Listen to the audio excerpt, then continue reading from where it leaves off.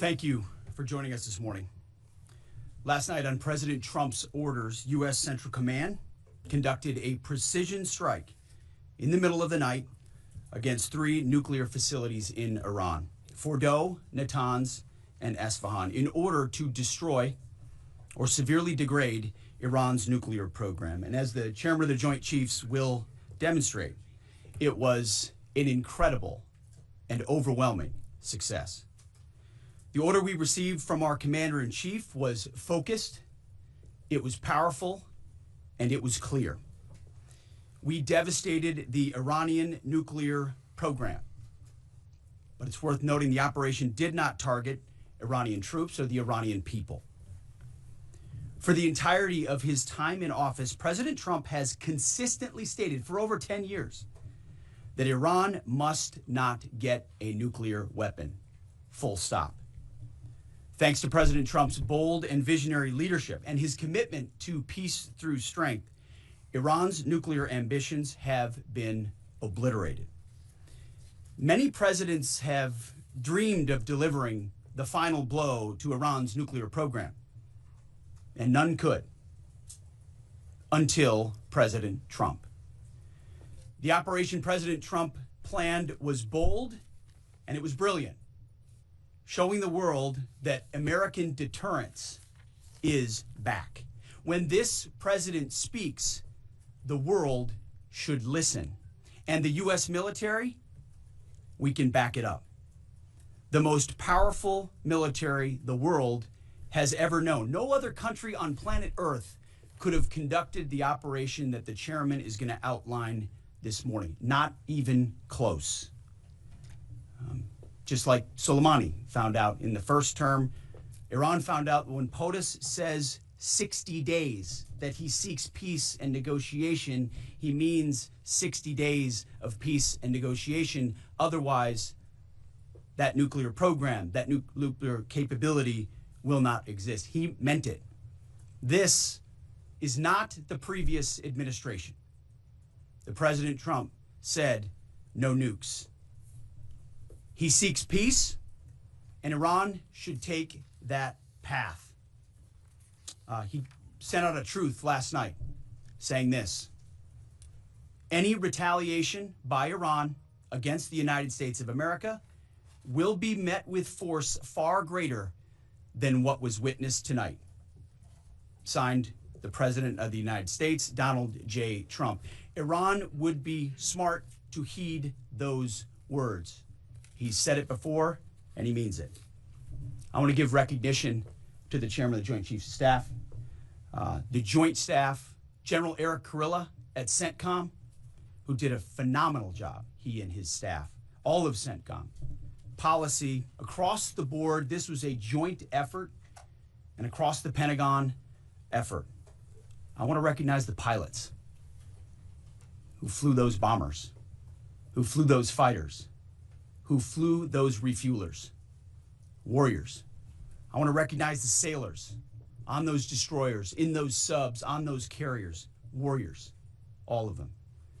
I want to recognize our soldiers doing air defense, base defense, QRF, warriors, all of them. Every American involved in this operation performed flawlessly. And I want to give recognition to our allies in Israel as well. This is a plan that took months and weeks of positioning and preparation so that we could be ready when the President of the United States called. It took a great deal of precision. It involved misdirection and the highest of operational security. Our B-2s went in and out of downtown Tehran, of these nuclear sites, in and out and back without the world knowing at all. In that way, it was historic. A strike that included the longest B-2 Spirit bomber mission since 2001 and the first operational employment of the MOP, a massive ordnance penetrator. The mission demonstrated to the world the level of joint and allied integration that speak to the strength of our alliance and our joint forces. As President Trump has stated, the United States does not seek war, but let me be clear. We will act swiftly and decisively when our people our partners or our interests are threatened. Iran should listen to the President of the United States and know that he means it, every word. I want to give congratulations to our Commander-in-Chief. It was an honor to watch him lead last night and throughout, and to our great American warriors on this successful operation. God bless our troops. God bless America. And we give glory to God for his providence and continue to ask for his protection. I turn it over now to the chairman for specifics. Thank you, Mr. Secretary. Thanks for recognizing all of our folks out there doing our nation's work, and nice to see everybody on this early Sunday morning. Last night, on the President's orders, U.S. Central Command, under the command of General Eric Kurilla, executed Operation Midnight Hammer, a deliberate and precise strike against 3 Iranian nuclear facilities. This was a complex and high-risk mission carried out with exceptional skill and discipline by our joint force.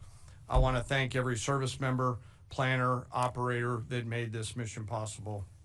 Their actions reflect the highest standards of the United States Armed Forces. This operation was designed to severely degrade Iran's nuclear weapons infrastructure. It was planned and executed across multiple domains and theaters with coordination that reflects our ability to project power globally with speed and precision at the time and place of our nation's choosing. This was a highly classified mission with very few people in Washington knowing the timing or nature of this plan. I'll refer you to the graphic on the side as I walk you through some of the operational details. At midnight Friday into Saturday morning, a large B-2 strike package comprised of bombers launched from the continental United States. As part of a plan to maintain tactical surprise, part of the package proceeded to the west and into the Pacific as a decoy, a deception effort known only to an extremely small number of planners and key leaders here in Washington and in Tampa. The main strike package, comprised of 7 B-2 Spirit bombers, each with 2 crew members, proceeded quietly to the east with minimal communications.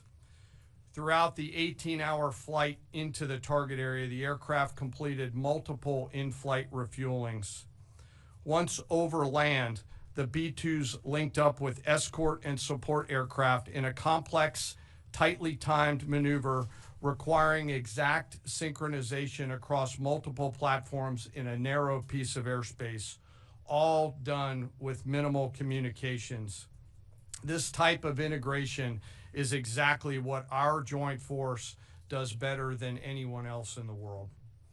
At approximately 5 p.m. Eastern Standard Time last night, and just prior to the strike package entering Iran, a U.S. submarine in the Central Command Area of Responsibility launched more than 24 Tomahawk land attack cruise missiles against key surface infrastructure targets at Esfahan. As the Operation Midnight Hammer strike package entered Iranian airspace, the U.S. employed several deception tactics, including decoys, as the 4th and 5th generation aircraft pushed out in front of the strike package at high altitude and high speed, sweeping in front of the package for enemy fighters and surface-to-air missile threats. The strike package was supported by U.S. Strategic Command, U.S. Transportation Command, U.S. Cyber Command, U.S. Space Command, U.S. Space Force, and U.S. European Command. As the strike package approached Fordow and Natanz, the U.S. protection package employed high-speed suppression weapons to ensure safe passage of the strike package, with fighter assets employing preemptive suppressing fires against any potential Iranian surface-to-air threats. We are currently unaware of any shots fired at the U.S. strike package on the way in. At approximately 6:40 p.m. Eastern Standard Time, 2:10 a.m. Iran time, the lead B-2 dropped 2 GBU-57 massive ordnance penetrator weapons on the first of several aim points at Fordow. As the president stated last night, the remaining bombers then hit their targets as well, with a total of 14 MOPs dropped against 2 nuclear target areas. All 3 Iranian nuclear infrastructure targets were struck between 6:40 p.m. and 7:05 p.m. Eastern Time. Again, that's about 2:10 in the morning local time in Iran, with the Tomahawk missiles being the last to strike at Esfahan to ensure we retain the element of surprise throughout the operation. Following weapons release, the Midnight Hammer strike package exited Iranian airspace and the package began its return home. We are unaware of any shots fired at the package on the way out. Iran's fighters did not fly, and it appears that Iran's surface-to-air missile systems did not see us. Throughout the mission, we retained the element of surprise. In total, U.S. forces employed approximately 75 precision-guided weapons during this operation. This included, as the President stated last night, 14 30,000-pound GBU-57 massive ordnance penetrators, marking the first ever operational use of this weapon. I know that battle damage is of great interest. Final battle damage will take some time, but initial battle damage assessments indicate that all 3 sites sustained extremely severe damage and destruction. More than 125 U.S. aircraft participated in this mission, including B-2 stealth bombers, multiple flights of 4th and 5th generation fighters, dozens and dozens of air refueling tankers, a guided missile submarine, and a full array of intelligence, surveillance, and reconnaissance aircraft, as well as hundreds of maintenance and operational professionals. As the Secretary said, this was the largest B-2 operational strike in U.S. history and the second longest B-2 mission ever flown, exceeded only by those in the days following 9/11. Well prior to the strike, General Kurilla elevated force protection measures across the region, especially in Iraq, Syria, and the Gulf. Our forces remain on high alert and are fully postured to respond to any Iranian retaliation or proxy attacks, which would be an incredibly poor choice. We will defend ourselves. The safety of our service members and civilians remains our highest priority. This mission demonstrates the unmatched reach, coordination, and capability of the United States military. In just a matter of weeks, this went from strategic planning to global execution. This operation underscores the unmatched capabilities and global reach of the United States military. As the President clearly said last night, no other military in the world could have done this. I join the President and the Secretary in being incredibly proud of the air crews, naval forces, cyber operators, planners, and support teams, and commanders who made this mission possible. It is their skill, discipline, and teamwork that makes this operation possible. I am particularly proud of our discipline related to operational security, something that was of great concern to the President, the Secretary, General Kurilla, and me, and we will continue to focus on this. As we stand here this morning, many assets are still airborne, and we have hundreds deployed. I ask that we keep our warfighters on their way home and our deployed service member in our thoughts. Our joint force remains ready to defend the United States, our troops, and our interests in the region. Thank you very much. We will take a few questions, Phil. Me? Yeah. So, is regime change off the table, Mr. Secretary? And to the chairman, you said the battle damage assessment is still ongoing, but do you believe that some nuclear capability in Iran remains? This mission was not and has not been about regime change. The President authorized a precision operation to neutralize the threats to our national interests posed by the Iranian nuclear program and the collective self-defense of our troops and our ally Israel. Thanks for your question. I think BDA is still pending, and it would be way too early for me to comment on what may or may not still be there. But thanks for the question. Green. No, behind you. Excuse me, Mr. Secretary, can you tell me, was there a particular moment when the president decided to pull the trigger on this operation where he said, now, rather than being, something in the holster, now we're going to pull the trigger on it? I would just say, having the opportunity to witness his leadership, he was fully committed to the peace process. Wanted a negotiated outcome, gave Iran every single opportunity, and unfortunately was met by stonewalling, which is why he gave them plenty of time to continue to come to the table and give up enrichment, give up the nuclear program. But there was I won't say the particular moment, there was certainly a moment in time where he realized that it had to be a certain action taken in order to minimize the threat to us and our troops. Yeah. General, you say that General Kurilla increased force protection in Iraq, Syria, and Gulf, in those areas. Were they given any advance warning the attacks were coming? And also, Mr. Secretary, when were congressional leaders notified? How long before the attacks took place? Sure. To your first question, the risk has clearly been rising over the last few weeks in the region. Based on that, and not a particular awareness of this operation, we've made smart decisions to minimize the risk to U.S. forces in the region. So they were given no advance warning? No, sir. And congressional? They were notified after the planes were safely out.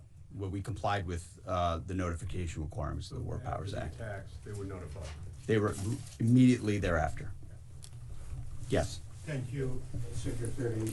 Two quick questions. Do you believe you completely destroyed Iranian nuclear program?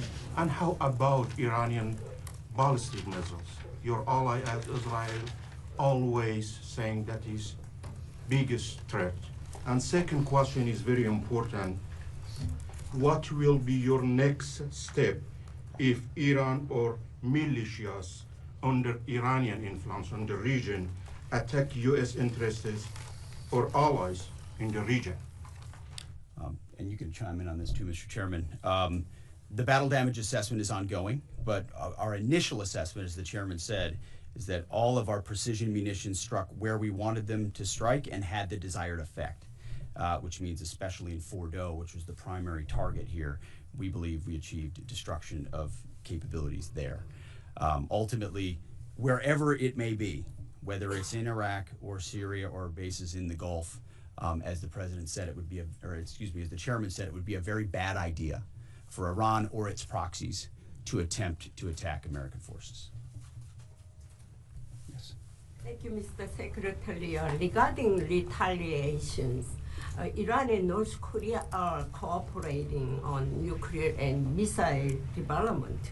Do you think there is a possibility that Iran, North Korea, and the other forces, such as China, will join forces to retaliate against the United States?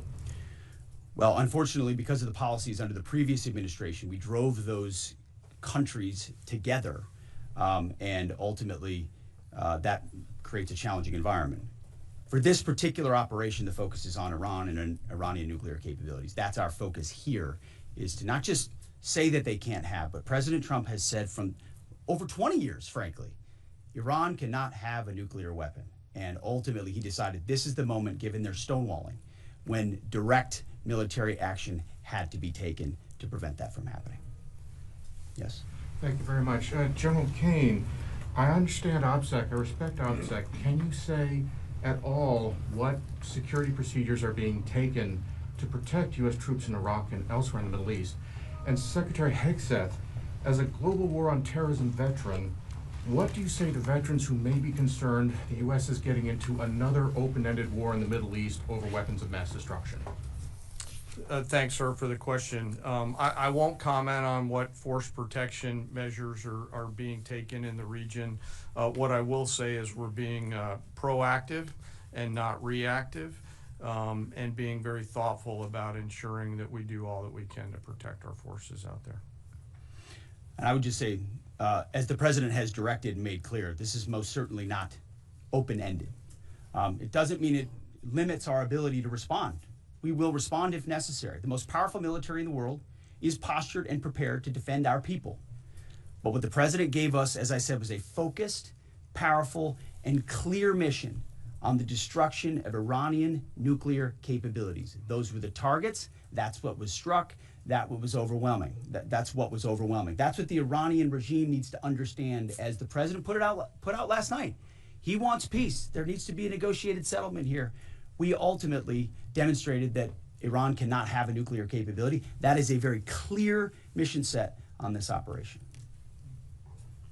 Yes, hold on. Yes, right there. Thank you, Mr. Secretary. Question for the Secretary and the Chairman.